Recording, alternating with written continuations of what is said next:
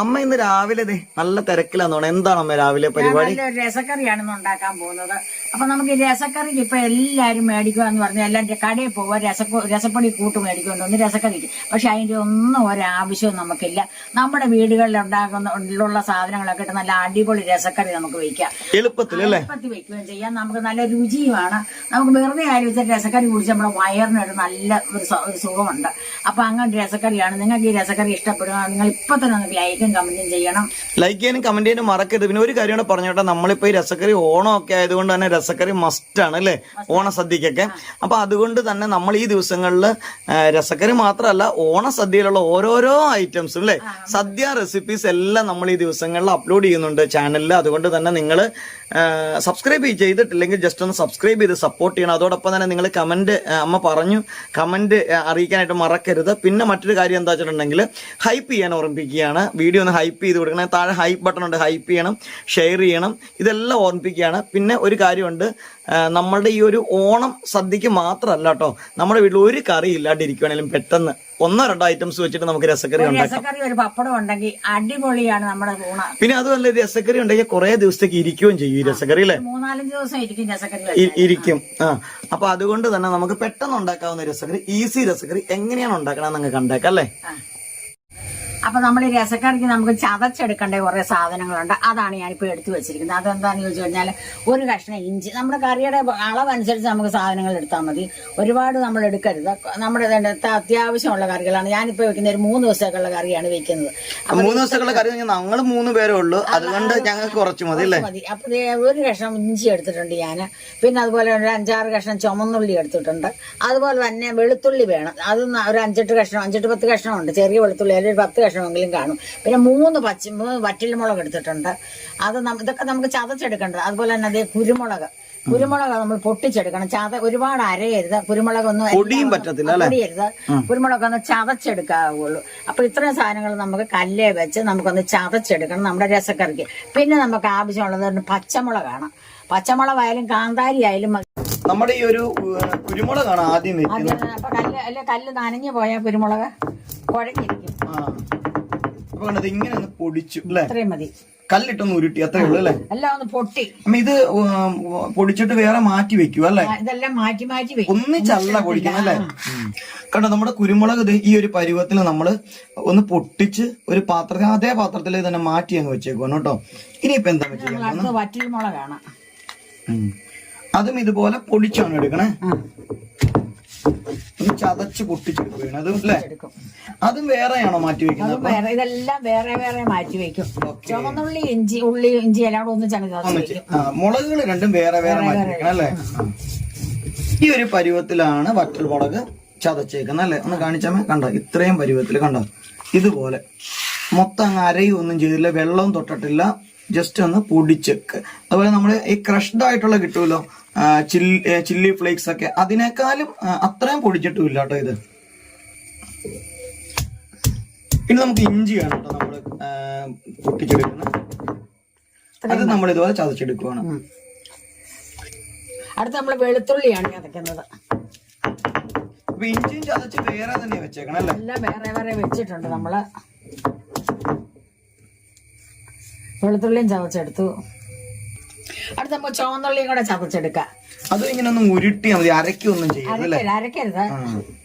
ശരിക്കും നിങ്ങൾക്ക് അരകല്ല് വേണമെന്നില്ല, ഇടികല്ലിൽ വെച്ച് ഇടിച്ചെടുത്താലും അല്ലേ, അതും ബെസ്റ്റ് ആണ്. ഇടികല്ലിൽ രസക്കറിക്ക് ഇടിക്കുമ്പോ ആദ്യം കുരുമുളക് ഇടിച്ചെടുക്കണം കേട്ടോ, അല്ലെങ്കിൽ കുഴയും. ഇതിന്റെ പരിപാടി ഇത്രയേ ഉള്ളൂ. അപ്പൊ ഈ ഒരു രീതിയിൽ ഇത് ചതച്ചെടുക്കണം തന്നെയാണ് ശരിക്കും പറഞ്ഞാൽ ഇതിന്റെ ഒരു ടേസ്റ്റിന്റെ ഏറ്റവും വലിയ സാധനം അല്ലെ. നമ്മളിത് അരിഞ്ഞിട്ടാലൊന്നും നമുക്ക് ആ ഒരു രുചി നമുക്ക് കിട്ടത്തില്ല. രസക്കറിയുടെ ഐറ്റംസ് ഒക്കെ അങ്ങനെ ചതച്ച് വേറെ ആക്കി വെച്ചിട്ടുണ്ട്. നമ്മളുടെ ചുമന്നുള്ളി, ഇഞ്ചി, അതോടൊപ്പം തന്നെ വെളുത്തുള്ളി, വറ്റൽമുളക്, കുരുമുളക്, പിന്നെ നമുക്ക് വേണ്ട ഒരു സാധനം മല്ലിയിലയാണ് കേട്ടോ. മല്ലിയിലയുണ്ട്. പിന്നെ വേറെ വേണ്ടത് കറിവേപ്പിലയുണ്ട്. നമ്മുടെ ഏറ്റവും മുമ്പിൽ നിൽക്കേണ്ടത് വാളൻപുളിയുണ്ട്.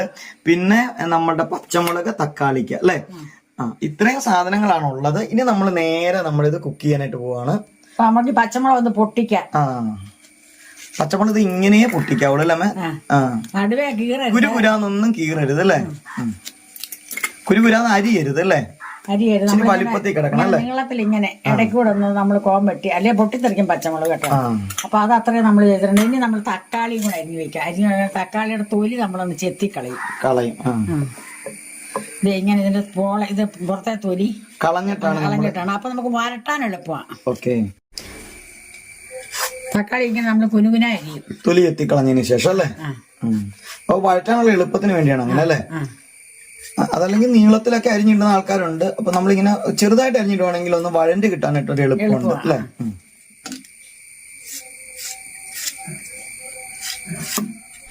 അപ്പൊ നമ്മൾ ഇനി രസക്കറി വെക്കാൻ തുടങ്ങുവാണ്. അപ്പൊ ചീനിച്ചട്ടി അടുപ്പേ വെച്ചിട്ടുണ്ട്. അപ്പൊ എന്നെ കുറച്ച് വെളിച്ചെണ്ണ ഒഴിക്കാം. വെളിച്ചെണ്ണ തന്നെ വേണം, അല്ലെ എണ്ണയൊന്നും ഒഴിക്കരുത്. ഇത് ഇന്റാലിയത്തിന്റെ ചീനിച്ചട്ടിയാണ്. അപ്പൊ നമ്മൾ വെളിച്ചെണ്ണ ഒഴിക്കുക.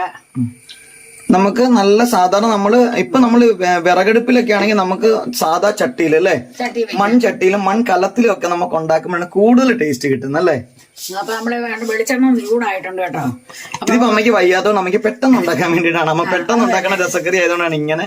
സദ്യക്കൊക്കെ നിങ്ങൾ മൺപാത്രത്തിലൊക്കെ ഉണ്ടാക്കാൻ പോയി കഴിഞ്ഞിട്ടുണ്ടെങ്കിൽ ഒത്തിരി സമയം എടുക്കും അല്ലെ?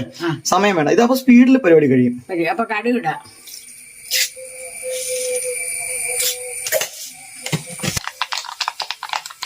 നമ്മളെ പുളിക്കകത്ത് നമുക്ക് ഇച്ചിരി വെള്ളം ഒഴിച്ച് വയ്ക്കാം. നമ്മൾ മൂത്ത് വരുമ്പോഴത്തേക്ക് പുളി ഒന്ന് കുതിരട്ടെ.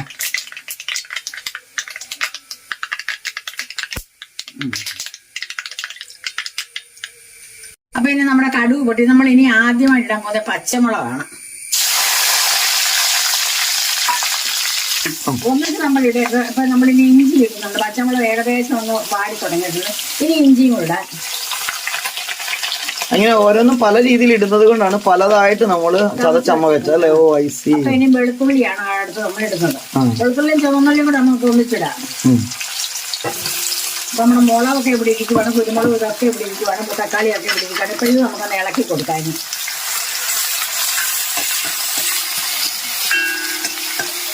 നമ്മുടെ വാളൻപുളി ഉണ്ടല്ലോ, വാളൻപുളി ഒരു പാത്രത്തിൽ വെള്ളത്തിൽ ഇട്ട് വെച്ചിട്ടുണ്ട് കേട്ടോ. നമ്മൾ കുറച്ച് കറിവേപ്പിലയും ഇടുക. കറിവേപ്പിലൊക്കെ അത്യാവശ്യം വേണം അല്ലേ? ഈ മല്ലിയില ഇല്ലെങ്കിൽ പോലും കറിവേപ്പില വേണം അല്ലേ? ഞാൻ മല്ലിയില ഇല്ലെങ്കിൽ വേണം. മല്ലിയില എപ്പോഴും നമുക്ക് അവൈലബിൾ അല്ലല്ലോ നമ്മുടെ സാധാ വീടുകളിലൊക്കെ അല്ലേ? പക്ഷെ കറിവേപ്പില എപ്പോഴും എല്ലാ വീടുകളിലും ഉണ്ട്. കറിവേപ്പില ഇട്ടെങ്കിലേ രസക്കറി കൊണ്ടാവും. അപ്പൊ ഇത് ഏകദേശം ഒന്ന് ചുമന്ന് തുടങ്ങിയിട്ടുണ്ട്. ഇനി നമ്മൾ അടുത്തത് നമ്മുടെ വറ്റൽമുളകാണ് ഇടുന്നത്. വറ്റൽമുളക് ചതച്ചത് അല്ലേ? ഇടുക, അത് ഇടുക.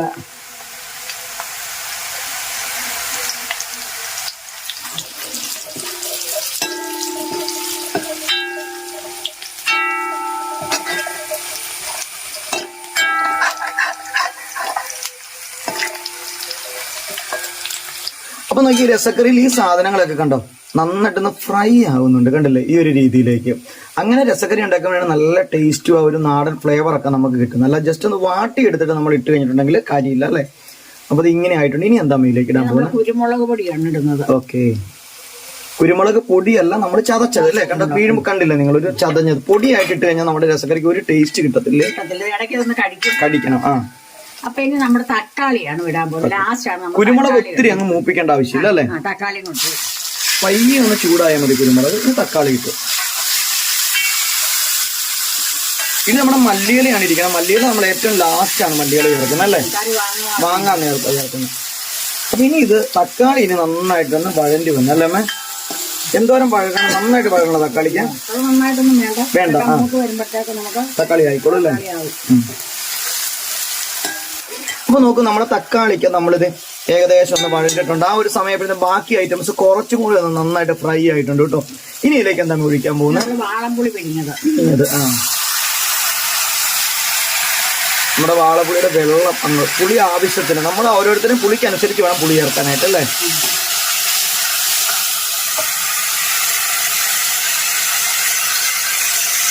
ഇതിന് പക്ഷെ പച്ചവെള്ളം ചേർക്കാൻ നല്ലപോലെ തിളയ്ക്കണം. ഇത് അപ്പൊ നമ്മള് പച്ചവെള്ളം ഒഴിച്ചാൽ മതി. അല്ലെ ചൂടുവെള്ളം വേണം, നിർബന്ധം. ചൂടുവെള്ളം വേണ്ട അല്ലേ? കാരണം വെള്ളം ഇങ്ങനെ തിളയ്ക്കുമല്ലേ നന്നായിട്ട് അല്ലേ? അപ്പൊ അതുകൊണ്ട് പച്ചവെള്ളം കുറച്ച് ചേർത്താൽ മതി അല്ലേ? ഇനി നമുക്ക് ആവശ്യത്തിന് പച്ചവെള്ളം ചേർക്കാം. നമ്മുടെ ആവശ്യത്തിന് കറിക്ക് അനുസരിച്ച് വെള്ളം ഒഴിച്ചു കൊടുക്കാം. ഇത് വെള്ളക്കറിയാണ് ശരിക്കും. എന്തോരം ആൾക്കാർക്ക് വേണമെങ്കിൽ സെർവ് ചെയ്യാം ഈ സാധനങ്ങൾ ഉണ്ടെങ്കിൽ അല്ലേ? വലിയ ചെലവില്ലാത്തൊരു കറിയാണ് രസക്കറി. പക്ഷെ ഗുണങ്ങൾ നന്നായിട്ടുണ്ട്. ആ, സൂപ്പ് പോലെ നമുക്ക് കുടിക്കാം. അതാണ് അതിന്റെ പ്രത്യേകത. നമുക്ക് ഉപ്പ് ഇപ്പോഴാണ് നമ്മൾ ഉപ്പ് ചേർക്കണം അല്ലേ?